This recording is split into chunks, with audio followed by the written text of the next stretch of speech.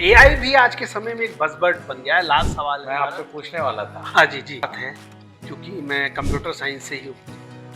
AI एक बड़ा buzzword है आज के इस ज़माने में। एक वो लोग होंगे जो एआई के एप्लीकेशंस को डेवलप करेंगे और दूसरी पीढ़ी वो होगी या दूसरे यूज़र वो होंगे जो उन एप्लीकेशंस को यूज़ करेंगे। एआई भी आज के समय में एक बज़वर्ड बन गया है। लास्ट सवाल मैं आपसे पूछने वाला था हाँ जी, जी। कि ये एआई का उपयोग हम कैसे करें? देखिए, जहाँ तक सर एआई की बात है, चूँकि मैं कंप्यूटर साइंस से ही हूँ, एआई एक बड़ा बज़वर्ड है आज के इस ज़माने में। एआई में हो क्या रहा है कि एआई में 2 डिवाइड क्रिएट होने वाले हैं। एक वो लोग होंगे जो एआई के एप्लीकेशंस को डेवलप करेंगे जी। और दूसरी पीढ़ी वो होगी या दूसरे यूज़र वो होंगे जो उन एप्लीकेशंस को यूज़ करेंगे। जैसे हम माइक्रोसॉफ्ट वर्ड की बात करते हैं टाइपिंग के लिए, तो एक तो वो लोग हैं जिन्होंने माइक्रोसॉफ्ट बनाया, माइक्रोसॉफ्ट वर्ड बनाया आपको टाइपिंग एंड डेस्कटॉप फॉर्मेटिंग के लिए। दूसरे वो जो उसमें टाइप करके काम कर रहे हैं। तो एक क्रिएटर हुआ, एक यूजर हुआ। मतलब कुछ लोग ऐसे होंगे जो एआई बेस्ड एप्लीकेशन को क्रिएट करेंगे और जो कुछ ऐसे होंगे जो उनको यूज करेंगे। अब दिक्कत क्या हो रही है कि जो यूज करने वाले लोगों की संख्या बहुत ज्यादा है, क्रिएट करने वालों की संख्या कम है। जी। आने वाले समय में क्या होगा कि आज आपको 1+1 क्या होता है, आप तुरंत एआई पे डालो आपको मिल जाएगा। आपको कोई कोडिंग लिखवानी है, एआई पे डालो, वो कोड आपको जनरेट करके दे देगा। इससे क्या हो रहा है कि जो ह्यूमन बीइंग है, जो स्टूडेंट्स है, जो हमारी कमिंग जनरेशन है, उसकी सोचने की क्षमता प्रभावित हो रही है, उसकी इंटेलिजेंस, उसकी थिंकिंग कैपेसिटी खराब हो रही है। बिल्कुल आपने सही कहा और इसका एक एग्जाम्पल है, एक चाकू है, यदि उसको हमेशा यूज करते चले जी, उसमें धार बनी रहती है जी, और उसको यूज करना आप बंद कर दें तो उसकी धार खत्म हो जाती है, जी, जंग लग जाती है। बिल्कुल, दिमाग का आप अपना यूज करना बंद कर दें तो दिमाग की स्थिति क्या होगी? दिमाग की पैरालिसिस होगी। पैरालिसिस का मतलब वो काम करना बंद कर देगा। तो it is a mental paralysis, mental type of mental बिल्कुल, पैरालिसिस। ये मेंटल इसका पैरालिसिस। मतलब गवर्नमेंट को कुछ दिशा निर्देश जारी करने चाहिए कि कहां पर एआई का यूज होगा, कहां पर नहीं होगा। एक कॉम्बिनेशन, मुझे ऐसा लगता है कि एआई की एक सीमाएं तय करनी पड़ेंगी कि आपको सोचने के लिए बाध्य होना पड़ेगा।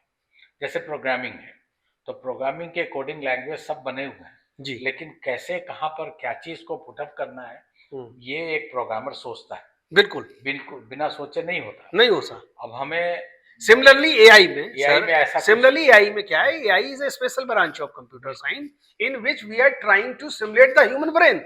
बिल्कुल बिल्कुल सही कहा आपने। हम सिमुलेट करने की कोशिश कर रहे हैं, लेकिन सिमुलेट करने वाले कितने लोग हैं? मुट्ठी भर लोग।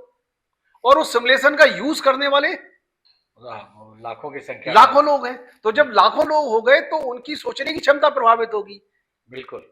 वो सोचेंगे नहीं, उन्हें करा कराया मिल रहा है सब। इसके बारे में हमें गंभीरता से विचार करना पड़ेगा कि कुछ ऐसा कॉम्बिनेशन हम बनाएं जिससे कि आदमी के सोचने समझने का तौर तरीका बिल्कुल समाप्त ना हो, जहाँ पर आदमी की डिपेंडेंसी कंप्यूटर के ऊपर इतनी बन जाए कि आदमी सोचना ही बंद कर दे।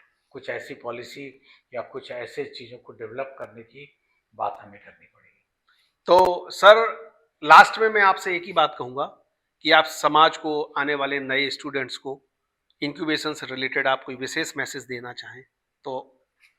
मेरा सिर्फ एक ही मैसेज होगा, स्टूडेंट के मन में बहुत सारी अच्छी बातें हैं और जितनी वो अच्छी बातें अपने मन में रखे हुए हैं इंक्यूबेशन सिस्टम में और हमारे इंक्यूबेटर में आए और आकर के अपनी उन बातों को बताएं, हम उसको शार्पन करने की कोशिश करेंगे और वो फैसिलिटी प्रोवाइड करेंगे जिससे कि वास्तव में उनकी सोच को हम आगे बढ़ा सकें। सर, एक और लास्ट क्वेश्चन आपसे, स्कूल लेवल पर जो बच्चे हैं उनमें भी कोई ऐसी कोई मेंटरिंग टाइप स्कीम है? कोई टिंकरिंग जिसमें लैब बच्चे है, उसमें बहुत अच्छी है। टिंकरिंग लैब में क्या है, बच्चा हर चीज को सीखता है।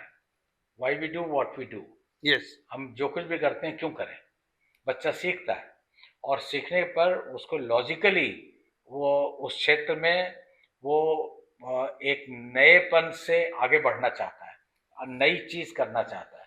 इनोवेशन जिसको हम कहते हैं, जी, नयापन, हर चीज को नए तरीके से देखना चाहता है। ये ग्लास ऐसे बनती है, क्या दूसरे ढंग की बन सकती है? क्या इसकी दूसरी डिजाइन हो सकती है? मतलब आने वाली जनरेशन हमसे ज्यादा इंटेलिजेंट है, इंटेलिजेंट, लेकिन एआई उसको किल करेगी। ये वो दिक्कत वाली बात तो होगी। तो मुझे ऐसा लगता है कि स्कूल के बच्चे बहुत शार्प होते हैं, बहुत शार्प होते हैं, और स्कूल के बच्चे के शार्पनेस को यदि इनकैश किया जा सके तो बहुतेरे टाइप के प्रोडक्ट बनाए जा सकते हैं। हम एक चीज आपको कह के जी। अपनी बात समाप्त करना चाहेंगे।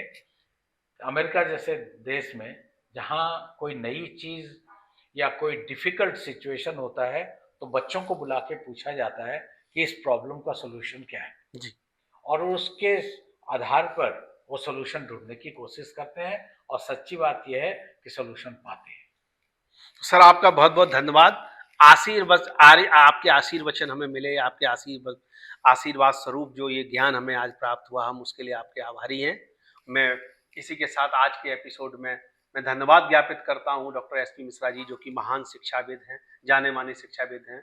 उत्तर प्रदेश ही नहीं बल्कि सबको संपूर्ण भारत में सर को इंक्यूबेशन और स्टार्टअप के लिए भी जाना जाता है। सर हमारे शो में आने के लिए आपका बहुत बहुत धन्यवाद। बहुत बहुत धन्यवाद, बहुत बहुत धन्यवाद।